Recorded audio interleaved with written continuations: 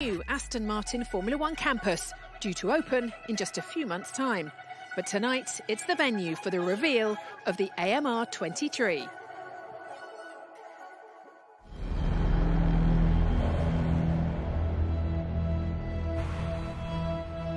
This year is a new chapter for me and for the team as well. It's really the first year that the team has put in place different concepts on the car, a real structure for the future.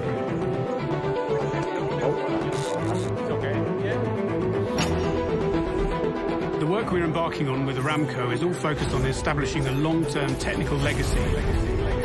Well, the new building gives us a lot of opportunity to grow as a team. I think it's a big evolution from last year and very exciting.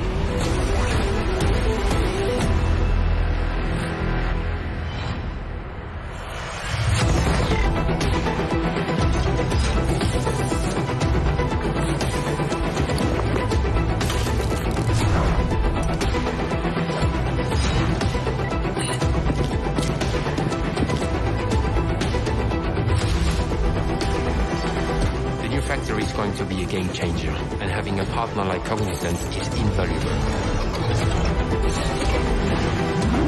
In the next 3, 4, 5 years, Aston Martin will become a top team for sure in Formula One.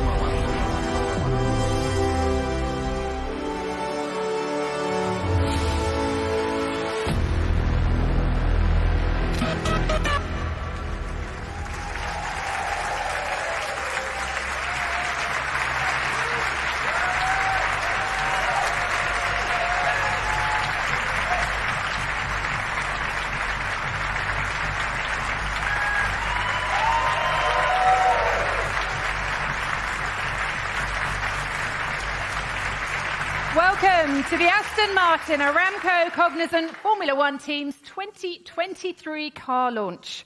What a start we've had already. The sound of this year's launch is an exclusive release of Rain Radio's latest track, Colours. You'll hear that throughout the event. And I should add also, there will be flashing images as well throughout our launch tonight.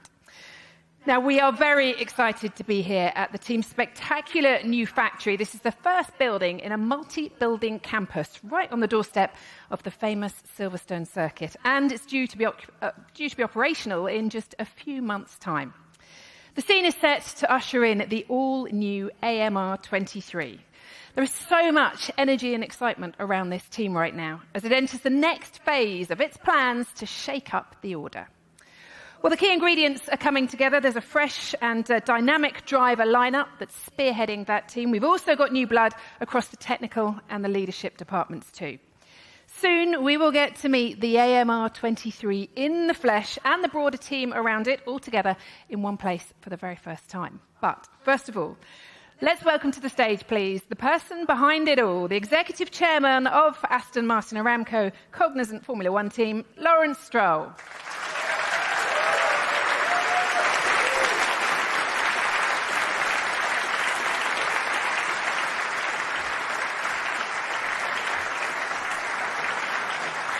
Lawrence, it's great to see you again. First of all, how's your winter been? Busy, I guess? Very busy.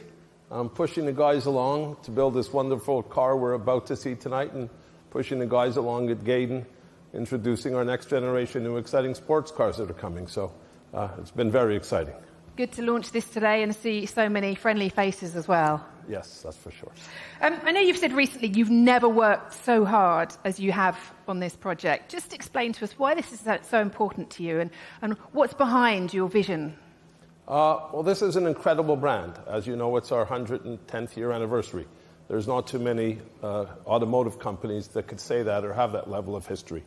And this was a project I embarked on a few years ago to create the, hopefully, one of the greatest Formula One teams that will be. And the building, as you rightfully point out, is one step. The people are another step. We already had 400 very talented people that punched above their weight before.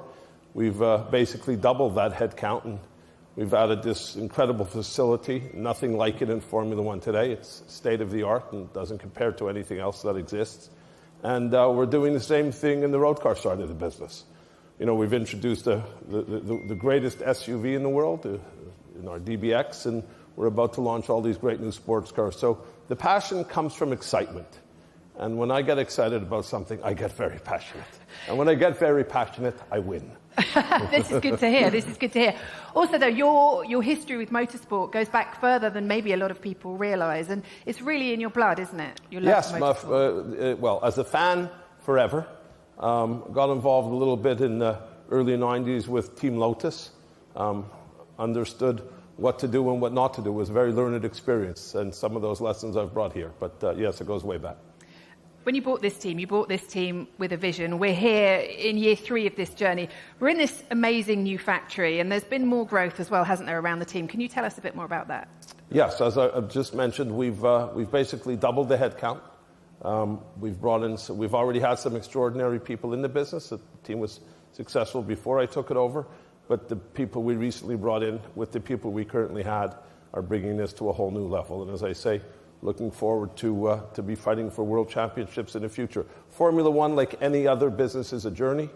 This will only be our 3rd year in this journey. And as I think everybody knows, whether it's Formula One or any other business, it takes a little longer than 3 years. But the plan this year is to make a step, and next year make another step, and the year after another step, until we're winning and ultimately fighting for world championships. The factory we're standing in right now feels like a real statement of intent from the team. Would that be fair to say? I'd say it's a game changer. You saw earlier today where we're currently working out of. It was over 30 years ago where Eddie Jordan had started. We've significantly outgrown that several years ago. We were actually hoping to build this building a little bit earlier, but due to COVID, we obviously had a couple of years wait. But it couldn't come too soon, and it is a game changer. Everybody will be able to sit together, communicate better. Departments will be closer to where they should be a complete different working environment. And the formula for a winning Formula One team is people, process, and tools. This will be the greatest tools. We already have some of the greatest people, and we'll put in the processes. First ever smart factory as well. Yes, the first ever smart factory in Formula One. That's very true. It's going to be incredible. The imminent future, though, is here. Yes. The AMR 23. Under this cover. Under this cover. It's come together through a lot of hard work. Tremendous amount of hard work by, as I say, close to 800 very, very devoted, dedicated people. The motivation when you walk around the factory, the excitement of the people in building this car, there's really a buzz. There's a buzz through all of Aston Martin, through here in Silverstone, through our road car companies in Gaydon and St. Anton. Everybody's really on a high and very motivated about building really the greatest high-performance, ultra-luxury brand, and we're going to do it. You're known as an incredibly successful businessman, but Formula One, as we know, is a results-based business. While the team hasn't challenged for titles yet, you've touched on it a little bit there with the ingredients. Do you feel you've got all the right ingredients in place now to achieve your goals? I think we have most of the right ingredients in place. The one ingredient we're missing is a bit of time, and there's no replacement for time. But from a managerial, executive level, from a personnel level, yes, I believe we have all the right people in place, and this building, again, brings a whole new dimension and dynamic to driving towards that success. And we just need to be, which I don't have a great deal of patience required to get to where we ultimately want to be. We will get there. The desire to win is definitely there, that's for sure. You've got a very skilled and dedicated workforce here, haven't you? But you can't take this journey alone. You need your partners. Partners are critical. We have some spectacular partners in Cognizant, for example, Aramco, who not only sponsor but help technically in driving the team forward through the personnel they give us, through the technology that they share with us. No, we have great partners. We have great fans. We have a tremendous following in Aston Martin.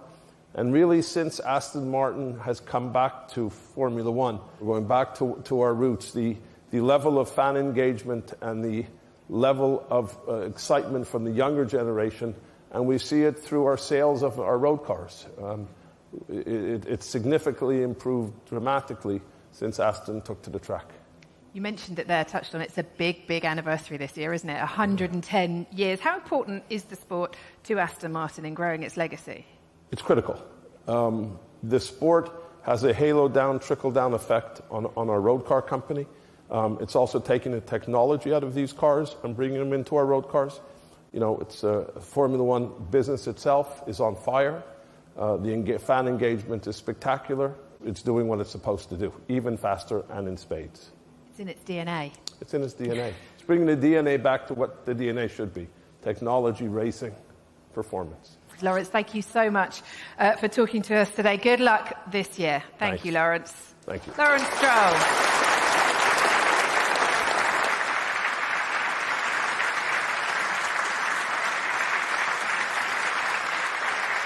Well, it's not just about all of you here today. Fans are watching this event all around the world and at a fan event in London as well. So we eagerly await the launch of the AMR 23. It is not long to go now. I'd like to welcome to the stage now our next guest. Please welcome Team Principal Mike Crack.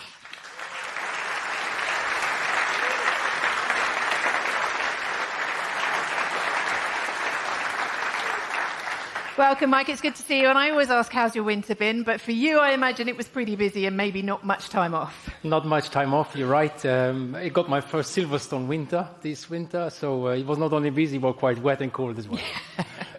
To those who aren't aware, you've got a fantastic history in motorsports. So tell me, how does this project compare? Well, actually, I'm very privileged to be part of this very ambitious project, huge potential. If you see the amount of investment that is going on here, it's just incredible, and it shows the ambitions that we're having. We are only in year 3 now for Aston Martin, year 2 for me, but you see already things are coming together. The will to succeed as well is hugely important. You can feel it here as well. Exactly, yes. Abu Dhabi seems like an age ago. 2023 will be your second season with the team. How are you feeling heading into this season? What's the difference? Well, I think last year we saw that from the middle of the season we really made very good progress. The team is really on a high. We have improved in all areas, and we want to take a next step. We want to take a step forward from where we have been. And we don't know where we're going to end up, but I think everybody has worked extremely hard over the winter on the AMR 23, and we should see what it is, but our intention is to make a good step forward. Technical department's changed a little bit as well. Can you just tell us a little bit more about the setup there? Yeah, we have recruited quite a lot of new people, like Dan Fallows, like Eric Blondin. We have integrated them in a workforce that was already very strong before, and it made us even a lot stronger. We have spoken about the facilities we have now. We are outgrown of them. The new building will be really game changer for us. We will have everybody working together, and we look forward to that. It's an exciting driver lineup for 2023, of course. What are you expecting out of Lance and Fernando? Just pretend they're not listening, it's fine. They're not listening, probably. Yeah, it's a very exciting lineup. Lance is doing his 7th year in Formula One. Huge talent, did really well compared to Sebastian, a 4-time world champion. And it's up to us to give Lance the competitive car that he's deserving. We have seen in the past podium, so it's up to us to give the tool. Fernando, huge speed, determination. The hunger that Fernando is having is really inspiring for all of us as a team, and he has already played big marks. But we have not only these two, we have also Formula 2 champion Felipe Drugovich, we have Formula E World champion Stoffel van Dorn, and our ambassadors Jessica and Pedro. So I think we're all set up really well for this season, and we cannot wait to get it going. No, nor can I. Thank you very much, Mike. Mike Crack, thank you. Thank you. Thank you very much.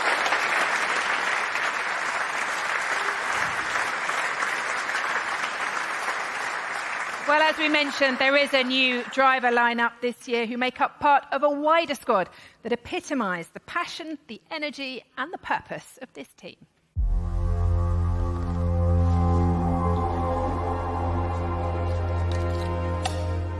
Formula One means nearly everything to me. As a child, I never imagined to become a Formula One driver. That was a dream. It's been a big part of my life since a very young age. Racing to me is everything because I genuinely have no idea what I would be doing in my life if it wasn't for this point. No matter how many times you drive a Formula One car, the feeling when you are behind the wheel is always the same. It's just of a massive respect of what you're driving. Oh, it feels good. Butterflies, adrenaline, excitement, feelings that never get old. As racing drivers, we really like the speed, and something that you can get in the F1 car is something, ridiculous. It's so fast. We love the speed, but for me what is the most important is the competition. The whole team has to have the same energy and has to believe that is possible. Hello, Mike. How do you feel ahead of the season? Very good. Everything is progressing. Well, I'm extremely proud of the team's efforts. They've done an amazing job. And the team's been working desperately hard. The last 12 months in particular, culminating in really the birth of AMR 23. We have you here finally, so I'm quite confident. I hope you are the same. It's so exciting watching this team grow from relatively humble beginnings to what we're looking to achieve in the next few years. We're all massive Formula One fans. I'm still a fan. I love my job. You know, it's much bigger than all of us. The first thing that as a driver you need to understand is that you are one more. You are part of a team of 1,000 people nearly, that every one of them is important. We all are a very motivated group of people, and the only way that we're going to win races is by working together. This year is going to look so much better. Everyone is so passionate to want to win. I think this team has really grown a lot over the last 12, 18 months, and I think it's only the beginning. Believe. That's the word, that's the message. Aston Martin is just so special. It's true heritage. It's been built around a race team, a Formula One race team. There is a strong energy in the team that makes you feel we're unstoppable. Now we're ready for the year.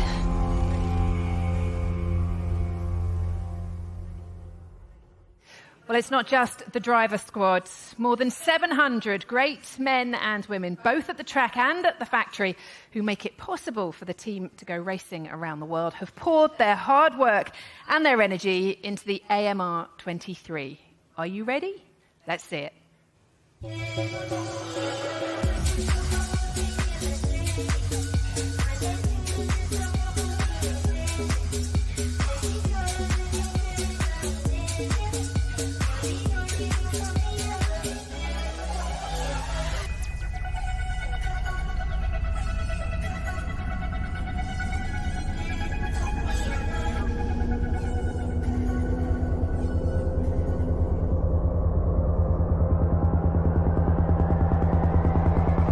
Aston Martin was forged on the track, and we're still here at the pinnacle of motor racing, 110 years later.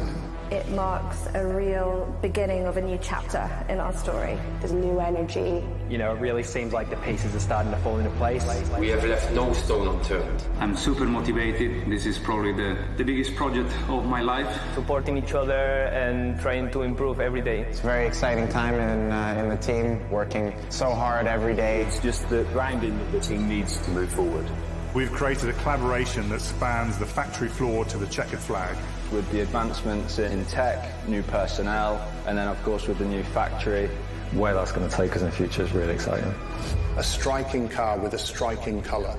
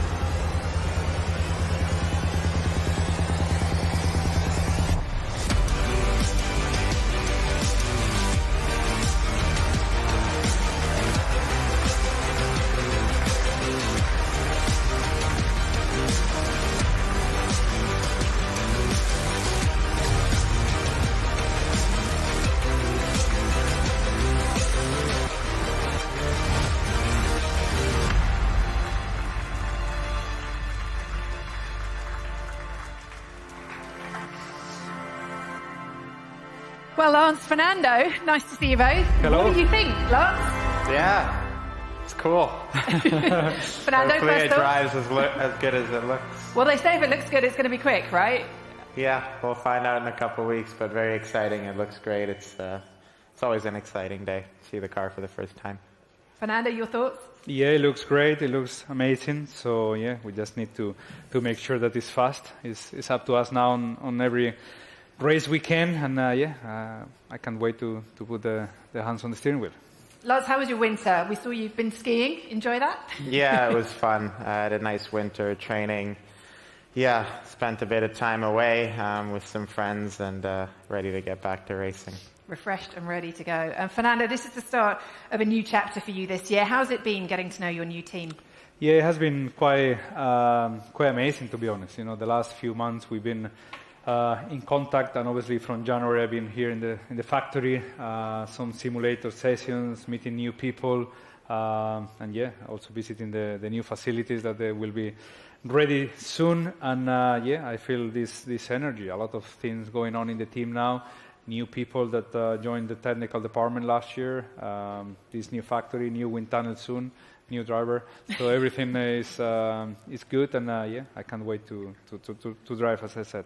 I feel like you might have touched on it there a little bit, but I mean, you've got plenty of experience in this sport. So what made you choose to come here? What were the factors that made you think, I want to carry on racing and this is a challenge I'm going to take? Well, I think a little bit the new people that joined the team, which shows how ambitious everything is here in this project. The leadership of Lawrence, obviously, is a big thing as well. You know, this investment plus the talent is normally a good recipe for success in Formula One. So hopefully we can make this success come in as soon as possible, and you know, we will try to make some shortcuts there. Lars, this is your third year as an Aston Martin driver. What are your goals heading into this season? Well, I think we want to be competitive. You know, we improved a lot throughout the year last year. We started in a really difficult place, but we made a lot of progress, and towards the end of the year we were you know, in a position to score points consistently, and I think that was a great job by the whole team to make you know, such big progress through the year. And then coming into this year, yeah, I think it's you know, just really exciting for everyone. You know, this car is completely different. You know, a lot of work over the winter has gone into building this car. A lot of new ideas, new people on top of the, you know, very talented people that have been here for a long time. You know, a lot of new people joined over the last year or so. So I think it's just a really exciting time for the team. And yeah, just can't wait to get out on track and get behind the wheel. And you've got a new teammate as well alongside you. Oh yeah, and a new teammate. Almost forgot. And finally, what are your expectations for this year at the wheel of this car? It's part of the journey, I know, that Aston Martin are on, and the ambition in the end is to win titles. So what are your expectations for this year? Yeah, I think if, you know, we can consistently be fighting for good points, you know, podiums, if you know, the chance is there. You know, I think it's just about, you know, making another step from where we were last year. Last year we were the 9th team at the beginning of the year, and then, you know, we just missed out on 6th in the constructors, equal on points with Alfa Romeo, which was actually a great recovery in the second half of the season. And I think this year, you know, if we're, you know, fighting further up the field again, you know, that's got to be the goal. And yeah, you know, I'm definitely looking forward to seeing where we sit in Bahrain. Fernando, your expectations for this season? Yeah, very similar. I think we have to make sure that we have a good baseline for future Aston Martin cars, that they will come in the future. Last year, I think the team went through with some difficulties during the first part of the year, but they had a good second part of the year, so we have to see that progress also into 2023 with the feet in the ground. But you know, we will not be happy with fourth, we will not be happy with third, we will not be happy with second. So maybe we cannot win immediately, but that's something that we need to make sure this car is the baseline for future years.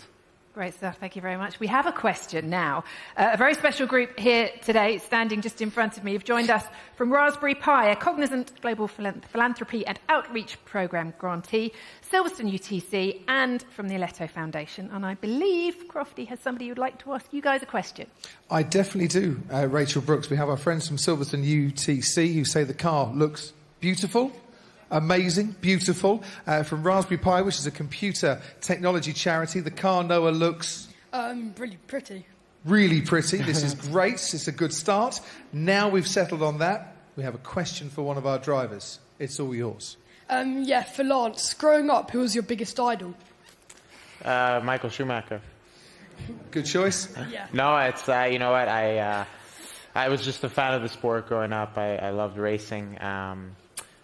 You know, I watched Fernando in my young years growing up. You know, he was the guy winning the races and championships. But I'm not going to lie, I was cheering for Michael at the time. But still, you know, really happy to have Fernando in the team now and, you know, really excited to work together.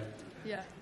Those 05, 06 seasons, they must have got you out of bed early there. Lance, who's your idol? Noah? My idol's Fernando Alonso.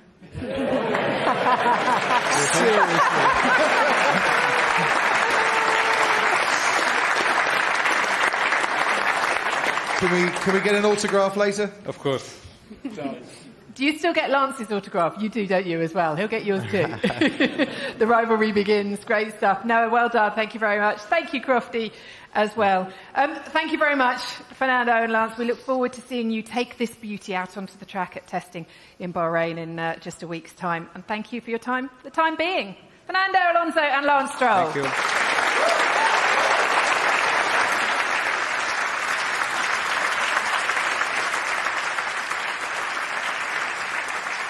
Yes, not long to go until we'll see the car on track. But let's go for a little bit of a deep dive under the hood of this AMR 23. I'm very pleased to say we can be joined now by Technical Director Dan Fallows.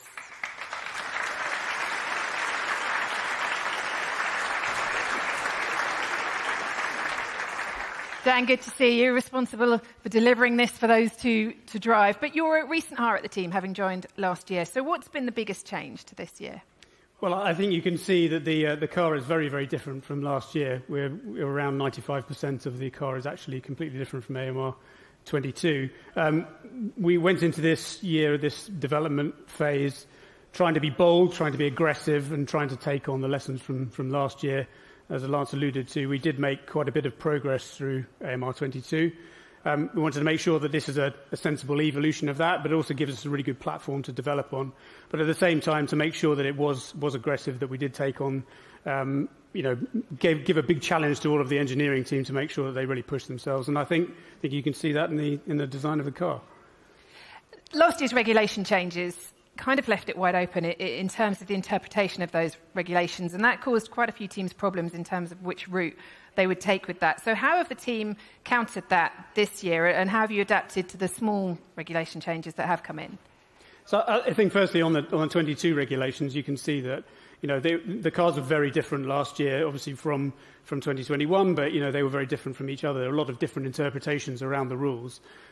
We eventually found our own philosophy, found a direction that we were happy with, and you can see that reflected here. I mean, I think the things that really stand out from last year are the front end, the front wing particularly, you know, right through to the kind of the side pods. These are the very sort of aggressive features that we've been working on. So these are all evolutions, if you like, of the rules as they were.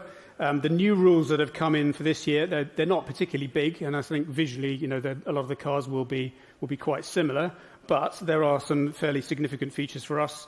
So, for example, you know, looking straight in front of me, the mirrors here are much larger than they were last year. That's been introduced to make visibility obviously a lot better for the drivers. As an aerodynamicist, I could say I'm not very happy about that, but, you know, equally, I suppose they need to be able to see occasionally. We also have this roll hoop change, so you can see a lot of people have a new design of airboxes. This is to be, again, to have a stronger roll structure at the top of the car, which I think is incredibly important. Safety is always obviously on our minds. And the other one, which is perhaps a little bit more subtle, there have been some changes to the floor regulations for this year. So the floors have had to be raised in the middle of the car. That's to try to combat this porpoising or the bouncing of the cars that we saw quite a lot of last year. And for designers, for us, that's been quite challenging.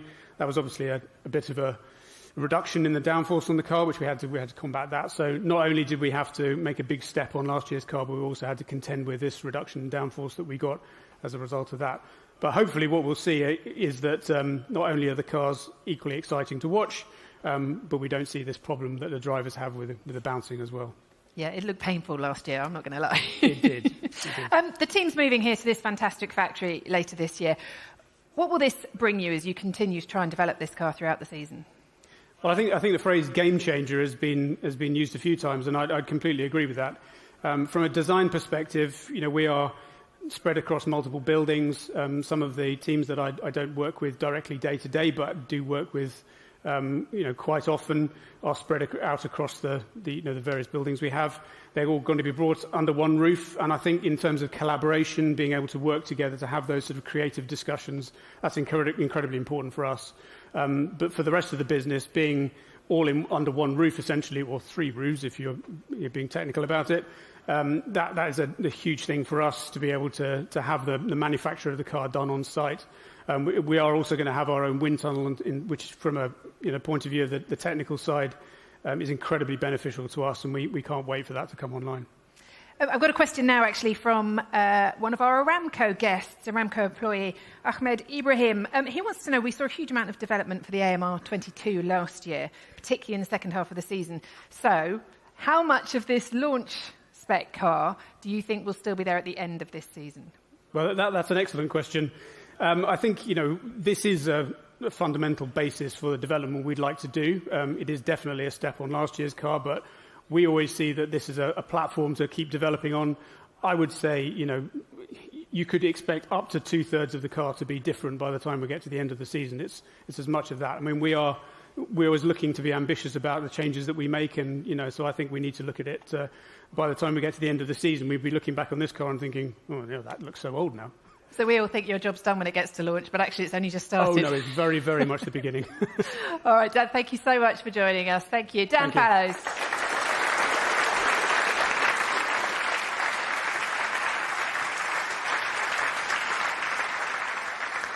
Right, now, I believe Crofty is here somewhere. Crofty, you're going to introduce us to more of the driver roster for 2023. Yes, I'm here with the driver squad. Felipe Drugovich, whose idol is Lance Stroll. He tells me we're just going to redress the balance from young Noah there a little bit earlier. But as F2 champion, what are you going to be up to this year? Yeah, well, first of all, I think Lance is not so much older than me, but, I was watching him growing up, I would say. But... I got this opportunity with Aston this year. I'm going to be following the team throughout most of the races and trying to learn as much as I can. I think that's the main goal for me, and be ready for maybe a future opportunity. You've already been hard at work in the sim. Can you give us any little teasers as to how this car might perform? Well, in the sim, it's feeling amazing. Obviously, a big step forward from last year. It always depends how much the others are going to improve, but I think everything is in a right way to improve. And as they just said, hopefully this is a good platform to keep developing. And last year was 50 years since Emerson Fittipaldi became Brazil's first Formula One world champion. It was the year you signed for Aston Martin. You're the latest Brazilian driver. We want to see you on the grid one day. Brazil wants to see you on the grid one day. Yeah, that's the main goal. I'm working really hard to be representing Brazil there one day. As you can see now, with me coming into the team, we'll have new partners with XP and Porto, I think, helping out the team. Brazilian partners is always good.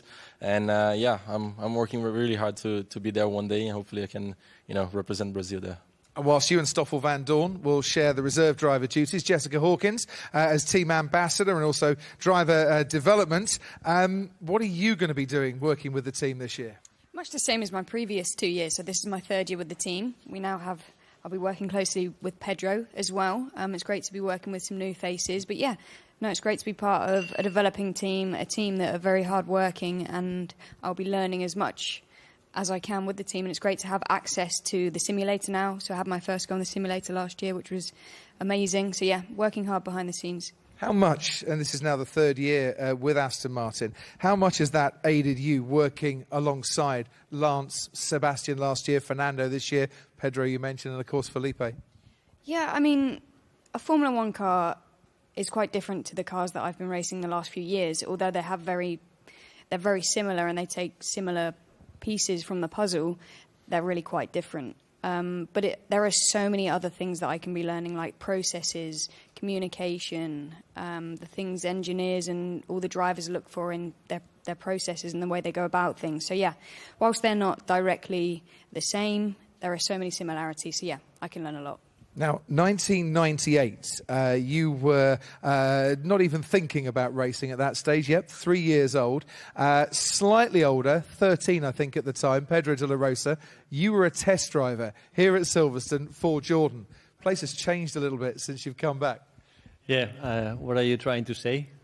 I mean, how time flies, Pedro. Okay, yeah, no, absolutely, and it's incredible for me to be here. I'm extremely proud to be part of this team. Let's not forget, as you say, in '98 I arrived here for the first time. I was a kid, maybe 3+, and I remember opening the door, getting to meet Eddie Jordan, and I was their test driver. So it's obviously things have changed. Overall, I would say I have learned a lot. I've had a lovely journey, and I'm very proud to keep learning here with this team today. And it's great to see your enthusiasm as you return to Team Silverstone and embark on your ambassadorial duties for Aston Martin. Will you be lending an expert helping hand behind the scenes as well?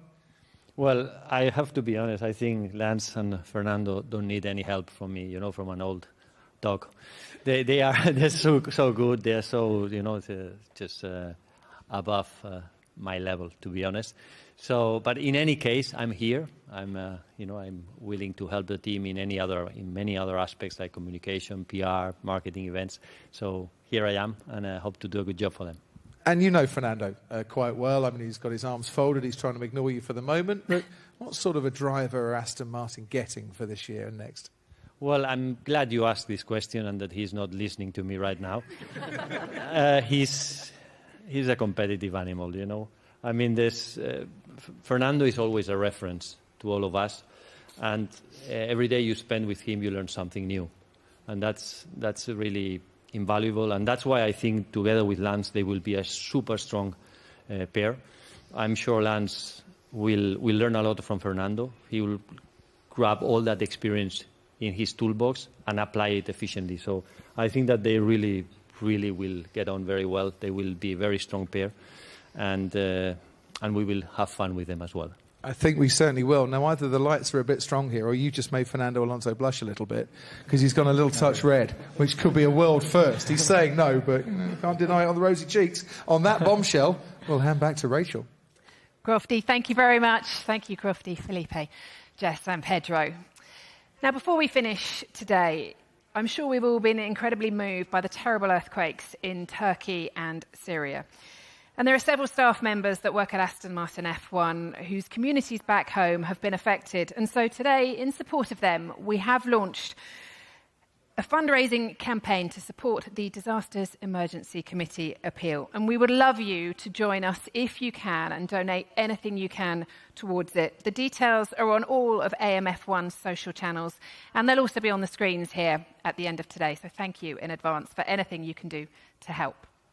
But also, thank you for your continued support for the team. Thank you for being here today. Thank you to everybody watching all around the world. And most importantly, thank you for joining us and sharing in our excitement for what is to come. We will see you on track very soon. Bye-bye.